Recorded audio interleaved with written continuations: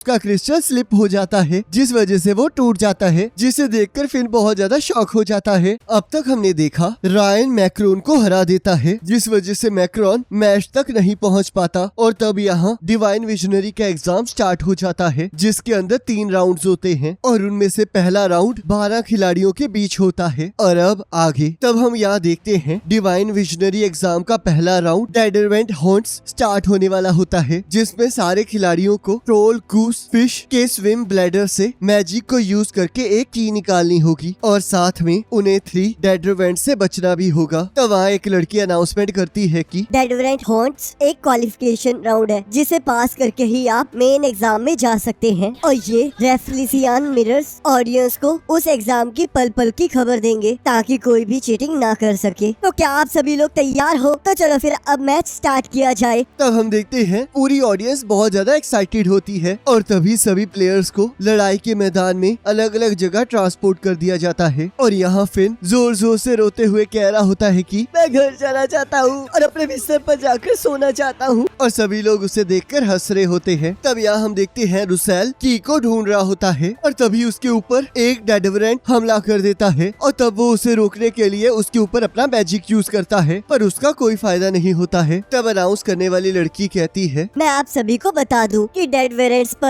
Magic का कोई असर नहीं होता है और अगर उनकी कुल्हाड़ी आपको टच कर जाती है तो आप गेम से बाहर हो जाएंगे और वापस वहां से टेलीपोर्ट होके अरीना में आ जाएंगे। तब हम देखते हैं रुसेल पर वो डेडवेरेंट हमला कर देता है जिस वजह से वो वापस आ जाता है और अब वहाँ सिर्फ 11 प्लेयर्स बच चुके होते हैं। तब डॉट कहता है तो फिर इसका मतलब हमें डेडवेरेंट से बचते हुए उस की को हासिल करना होगा। तब यहाँ लैंस सोचता है हमें उस की लोकेशन के बारे में कुछ नहीं बताया गया और इस तरह हमसे उस की को ढूंढवाना बहुत बेकार बात है, पर लगता है इसके पीछे भी कोई साजिश चल रही है। तब यहाँ मैक्स कहता है ये एक टेस्ट है, तो क्या ये लोग ये देखना चाहते हैं कि हम अपने मैजिक से अपने एनिमी से कैसे बचते हैं? तब वो अनाउंसमेंट वाली गर्ल कहती है आपने बिल्कुल सही समझा, डेडरवेंट्स पर मैजिक का कोई असर नहीं होता और इन्हें इसलिए ऐसा बनाया गया है ताकि आपकी स्ट्रेटेजी को हम टेस्ट कर सके। जब किसी एक की पावर दुश्मन को हराने के काबिल नहीं होती है तो उस टाइम उसका वापस चले जाना ही सबसे अच्छा डिसीजन होता है। तो इसलिए इस एग्जाम को इस तरह बनाया गया है ताकि हम तब देख सके कि आप उस सिचुएशन में कैसे रिस्पॉन्स करेंगे जब आपको अपनी दुश्मन की ताकत के आगे वापस जाने पर मजबूर होना पड़े। तो अब वक्त आ गया है कि आप इस तरह भागे जैसे कि आपकी लाइफ इस पर डिपेंड करती है। और तब हम देखते हैं यहाँ मैश उस डेडवेरेंट की एक जोरदार मुक्का मारता है जिसे देखकर सब लोग शॉक हो जाते हैं। तब ऑडियंस कहती है हमें यकीन नहीं हो रहा कि डेडवेरेंट एक ही मुक्के में ढेर हो गया। क्या ये टेस्ट इसलिए नहीं था जिससे हमें ये पता चले कि आप ऐसी सिचुएशन से कैसे बचेंगे? पर यहाँ तो सब कुछ अलग ही चल रहा है। तब रसल कहता है उस डेडवेरेंट के सामने तो मैं भी कुछ नहीं कर पाया था, क्या ये पागल है? तब यहाँ मैश कहता है अब बस मुझे चाबी ढूंढनी है और तब हम देखते हैं वो डेडवेरेंट फिर से खड़ा हो जाता है। तब अनाउंसमेंट वाली लड़की कहती है ये डेडवेरेंट्स मैजिक से बने हुए हैं जिसका मतलब ये है कि ये लिविंग क्रिएचर्स नहीं हैं, तो इसलिए ये चाहे जितने मर्जी जख्मी हो जाए पर ये उसी टाइम हील हो जाएंगे। तो फिर मैं इस सिचुएशन में कुछ भी नहीं कर सकता। और तब वो उस डेडवेरेंट से बचते हुए भागने लगता है और उस चाबी को ढूंढने लगता है। पर तभी हम देखते हैं मैक्स अपनी स्पेल से मैश को छोटा कर देता है और उसे अपने पास बुला लेता है। तब मैक्स कहता है डेडरवेंट्स की आईसाइट बहुत वीक होती है पर वो किस साउंड पर बहुत जल्दी रिएक्ट करते हैं, तो इसलिए तुम जब तक इस चीज को ध्यान में रखोगे तब तक ठीक रहोगे। और तब वो खुद को और मैश को नॉर्मल हाइट में कन्वर्ट कर देता है। एग्जाम के होते हुए भी मेरी हेल्प करने के लिए शुक्रिया। आखिरकार तुम ये क्या कह रहे हो? यहाँ पर साफ साफ दिख रहा है कि अगर हम लोग इकट्ठे काम करेंगे तो ज्यादा अच्छा होगा, तो इसलिए हम लोग अब इकट्ठे काम करेंगे। तो चलो इस एग्जाम को इकट्ठे पार करें। ये कुछ ज्यादा जल्दी हो रहा है पर फिर भी तुमने मेरी जान बचाई है तो कोई बात नहीं। तुम सच में बहुत अच्छे हो। तो अब मेरे हिसाब से की वहाँ होनी चाहिए जहाँ डेडवेरेंट्स घूम रहे हैं। तब मैश इस चीज का रीजन पूछता है। तब मैक्स कहता है ये एक एग्जाम है तो इसलिए मुझे पूरा यकीन है कि वो लोग हमारी इस सिचुएशन को संभालने की एबिलिटीज को देख रहे होंगे और इसी हिसाब से उन्होंने ये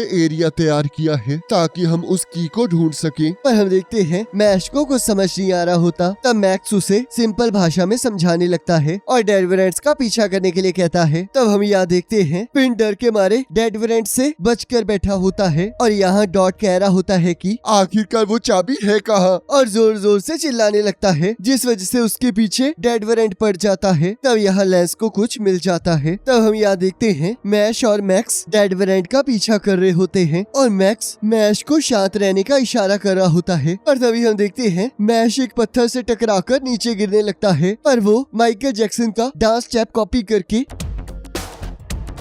अपने आप को गिरने से बचा लेता है, जिससे वो लोग बच जाते हैं। और तब मैश एक जगह की तरफ इशारा करता है। तब मैक्स कहता है, मैं जानता ही था। तो इसका मतलब कि डेड वेरेंट्स के मूविंग एरिया के सेंटर में है। पर अब इस बैलून के नीचे क्या है? ये तो सिंपल है। हम इसकी मदद से इस बैलून को तब तक फुलाएंगे जब तक ये फट नहीं जाता। और उस चीज को टच करने के लिए आगे जाने लगता है, पर मैक्स मैश को ऐसा करने से मना कर रहा होता है। पर मैश उसकी बात को इग्नोर करते हुए उस चीज को टच कर देता है, जिससे उसमें से आवाज आनी शुरू हो जाती है और वो डेड वेरेंट वहाँ आ जाता है और वो दोनों उससे बचकर भागने लगते हैं। तो इसका मतलब हम उस चीज को यूज करके इसके अंदर हवा नहीं भर सकते। तो आखिरकार हम लोग इसके अंदर हवा कैसे भरेंगे? मैं तो बस अपने मैजिक से चीजों की साइज को चेंज ही कर सकता हूँ। क्या हम बैलून को फोड़ नहीं सकते? और तो वो दोनों फिर से उस बैलून के पास जाकर उसे फोड़ने की कोशिश करने लगते हैं, पर हम देखते हैं फिर से उसके अंदर से आवाज आनी शुरू हो जाती है, जिस वजह से वो डेड वेरेंट उनके पीछे पड़ जाता है, पर वो लोग फिर से उससे बच जाते हैं। तब मैक्स कहता है, तो इसका मतलब हम इस तरह भी बैलून को नहीं फोड़ सकते और ना ही उस की को बाहर निकाल सकते हैं। पर रुको, अगर हम उसके नीचे वाले हिस्से को तोड़ दें तो क्या पता उसमें से की नीचे गिर जाए। और तब वो दोनों पत्थर की मदद से उस बैलून के नीचे वाले हिस्से को तोड़ देते हैं। तब मैक्स कहता है, क्या इस बैलून के अंदर वो की मैजिक से फ्लोट कर रही है? पर अब मुझे ये नहीं समझ आ रहा कि हम किस मैजिक को यूज करके इस बैलून को फुला सकते हैं। और तभी मैश को एक आइडिया आता है और हम देखते हैं डेड वेरेंट के वहाँ से चले जाते ही मैक्स उस बैलून को बड़ा करने लगता है। तब सभी लोग ये देखकर बहुत ज्यादा हैरान हो रहे होते हैं और उसे बेवकूफ कह रहे होते हैं। तब यहाँ अनाउंसमेंट वाली लड़की कहती है, मैं आपको बता दूं, बैलून को अंदर से टच करने पर भी वो आवाज जरूर करेगा, तो इसलिए आप उसके अंदर भी नहीं जा सकते हैं। और तब हम देखते हैं मैश अपने जिम के कपड़े पहन लेता है और ब्रेक डांस करने लगता है। तब सभी लोग ये देखकर बहुत ज्यादा हैरान हो जाते हैं। और तब हम देखते हैं मैश अपने हाथों की मदद से एक लट्टू की तरह घूमना स्टार्ट कर देता है, जिसकी वजह से वहाँ पर भवंडर पैदा हो जाता है, जिसे देखकर सभी लोग बहुत ज्यादा हैरान हो जाते हैं। तब मैक्स सोचता है, इस पहेली का जवाब बिल्कुल सिंपल है। मैं अपने मैजिक से इस बैलून को बड़ा करूंगा और इसके बाद हम ब्रेक डांस की मदद से इस बैलून के अंदर हवा भरेंगे। और तब हम देखते हैं वो बैलून हवा के साथ भरने के बाद फट जाता है। तब कुछ लोग कहते हैं, ये तो एक लिविंग वेपन है। और यहाँ मैश और मैक्स को चाबी मिल जाती है। तब हम यहाँ देखते हैं लेंस, डॉट और मैक्रोन को भी चाबी मिल जाती है और उनके साथ कुछ और प्लेयर्स भी होते हैं जिन्हें वो चाबी मिल चुकी होती है। तब यहाँ फिन चुप कर बैठा होता है और डॉट के अचानक से बुलाने की वजह से वो डर जाता है। तब डॉट कहता है, क्या तुम ठीक हो फिन? क्या तुम्हें अपनी चाबी मिल गई? तब फिन मना कर देता है। तब डॉट कहता है, तुम सच में किसी काम के नहीं हो। तो चलो मैं तुम्हारी मदद करता हूँ। और तब हम देखते हैं डॉट के सिर से बहुत ज्यादा खून निकल रहा होता है, पर वो फिर भी फिन की मदद करने की बात कर रहा होता है और फिन उसे अपने खून को बंद करने के लिए कह रहा होता है। तब हम यहाँ देखते हैं मैक्स और मैश चाबी को पाकर बहुत ज्यादा खुश हो जाते हैं। तब मैश कहता है, ये चाबी हमें आपकी वजह से मिली है, तो इसलिए आप इसे रख लीजिए। तुम सच में बहुत अच्छे इंसान हो, तो इसलिए तुम इसे रखो और यहाँ से बाहर जाने का रास्ता वहाँ से है। और ये भी कहा जाता है कि टाइम की वजह से भी आपकी रैंकिंग डिसाइड की जा सकती है, तो इसलिए जल्दी जाओ। मैंने तुम्हारे बारे में रायन से बहुत ज्यादा सुना है, पर मुझे नहीं लगा था कि तुम सच में इतने अच्छे होगे। और वैसे भी अब मुझे पता चल चुका है कि की को कैसे हासिल करना है, तो इसलिए मैं बाकी सभी चीजों को संभाल लूंगा। मैश, मैं चाहे बहुत ज्यादा टफ एक्ट कर रहा हूँ, पर ये मेरी ईगो है जिस वजह से मैं तुम्हें ये चाबी दे रहा हूँ। और वैसे भी एक जूनियर का ये फर्ज होता है कि वो अपने सीनियर के ऑनर को बनाए रखे। और तब मैश थैंक यू कह के वहाँ से चला जाता है और तब वहाँ ऑर्का ग्रुप का एक मेंबर आ जाता है और वो मैक्स पर हमला कर देता है। तब मैक्स कहता है, तो आखिरकार जो बुरी फीलिंग मुझे महसूस हो रही थी वो सच हो ही गई। और सोचता है, क्या मैं अपने सीनियर रायन जैसा बन पाऊंगा? और कहता है, तो चलो फिर लियू यांग अब लड़ना शुरू करते हैं। और यहाँ हम देखते हैं बहुत सारे कैंडिडेट्स वापिस अरीना में पहुँच चुके होते हैं और तब वहाँ मैश भी आ जाता है और वहाँ उसे डॉट और फिन भी मिलते हैं और डॉट की बहुत बुरी हालत होती है और वो नीचे गिर जाता है। तब लेंस मैश से कहता है, मुझे यकीन नहीं हो रहा कि तुमने उस बैलून को बिना मैजिक के ही फोड़ दिया। मैं मैंने किसी तरह ये कर ही लिया, पर आखिरकार उसने मुझे वो चाबी दी क्यों? ऐसा लगता है कि उसके पास एक बहुत अच्छा रीजन था। तो अनाउंसमेंट गर्ल अनाउंस करती है कि सिर्फ 9 लोग ही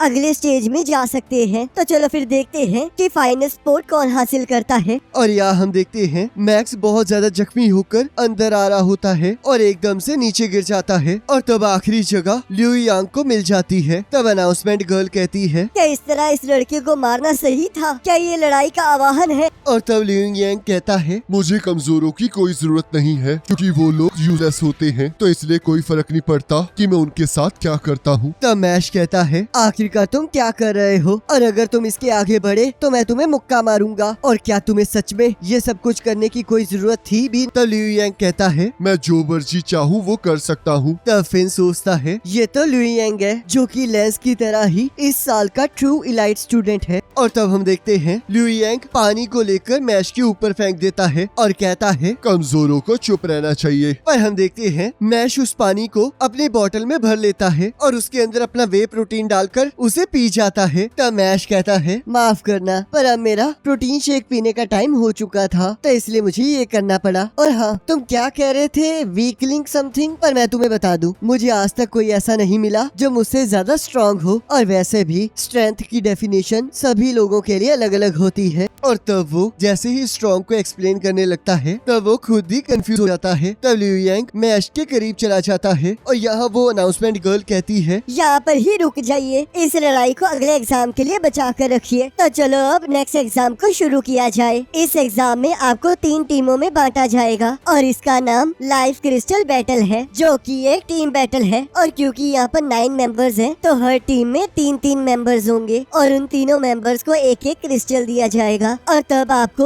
अपोनेंट टीम के क्रिस्टल्स को तोड़ना होगा। और अगर एक टीम के सारे क्रिस्टल तबाह हो जाते हैं तो वो टीम डिस्क्वालीफाई हो जाएगी। और तब हम यहाँ देखते हैं मैश को कुछ समझ नहीं आ रहा होता और तब उसका दिमाग आस्था की तरह ओवरलोड होकर फट जाता है। तब डॉट कहता है तुम्हारी एक्सप्लेनेशन बहुत ज्यादा कॉम्प्लिकेटेड है। देखो हमारे कैप्टन का दिमाग उसकी वजह से फट चुका है, तो इसलिए इसे इजी वे में समझाओ। तब वो अनाउंसमेंट गर्ल कहती है तो अगर मैं सिंपल भाषा में कहूँ तो आपको टीमों में बांटा जाएगा और आपको एक दूसरे की टीम के क्रिस्टल्स को तोड़ना होगा। तब डॉट कहता है देखो मैश, तुम्हें बस क्रिस्टल्स को तोड़ना है। तब मैश उसी चीज को बार बार रिपीट करने लगता है। तब यहाँ फिन सोचता है लेंस इस बार दूसरी टीम में है, तो आखिरकार इस बार हम क्या करेंगे? और तब हम यहाँ देखते हैं सभी टीम के हर एक मेंबर को उनकी टीम के 3-3 क्रिस्टल मिल जाते हैं और उन सभी को उनका ख्याल रखने के लिए कहा जाता है। तब फिन कहता है तो अब ये क्रिस्टल हैं जो कि हमारे आने वाली तकदीर को तय करेंगे, और सोचता है हर एक टीम के हर एक मेंबर को अलग अलग क्रिस्टल मिला है और अगर हमारे सारे क्रिस्टल तबाह हो जाएंगे तो हम हार जाएंगे। तो इसका मतलब अगर मेरा क्रिस्टल टूट भी जाएगा तो बाकी दोनों के तो बचे ही रहेंगे। और तब हम देखते हैं मैश के हाथ से उसका क्रिस्टल स्लिप हो जाता है, जिस वजह से वो टूट जाता है, जिसे देखकर फिन बहुत ज्यादा शॉक हो जाता है और सोचता है पर कम से कम डॉट का तो क्रिस्टल अभी बाकी है। पर तभी डॉट का भी क्रिस्टल टूट जाता है। तब फिन परेशान होकर कहता है इसका मतलब अगर मेरा क्रिस्टल टूट गया तो सब कुछ खत्म हो जाएगा। तब डॉट कहता है इतनी फिक्र मत करो फिन, क्योंकि हम दोनों तुम्हारे क्रिस्टल को बचा कर रहेंगे। तब फिन सोचता है ये दोनों सही कह रहे हैं, क्योंकि जब तक ये दोनों हैं तब तक मेरे क्रिस्टल को कुछ भी नहीं हो सकता। और तब हम देखते हैं वो एग्जाम स्टार्ट हो जाता है और उन सभी को अलग अलग जगह ट्रांसफर कर दिया जाता है। तब वो अनाउंसमेंट वाली गर्ल कहती है पिछले राउंड की तरह इस राउंड में भी सभी कैंडिडेट्स को अलग अलग जगह पर भेज दिया गया है। तो चलो फिर देखते हैं कौन सी टीम आखिरी तक अपने क्रिस्टल को बचा कर रखेगी। तब यहाँ फिन कहता है ये तो एक टीम मैच था ना, तो आखिरकार हमें अलग अलग क्यों भेजा गया है? आखिरकार यहाँ पर चल क्या रहा है? गाइस पता नहीं मुझे क्यों लग रहा है कि ये क्रिस्टल वाला आइडिया इनको ब्लैक क्लोवर देखकर आया था। बाकी आपका क्या विचार है मुझे कमेंट करके जरूर बताना। बाकी अभी तक ब्लैक क्लोवर नहीं देखी है तो लिंक डिस्क्रिप्शन में है, जाकर जरूर देखना। बाकी नेक्स्ट एपिसोड का लिंक आपकी स्क्रीन पर आ रहा होगा, उस पर क्लिक करके अगले एपिसोड को देख सकते हो।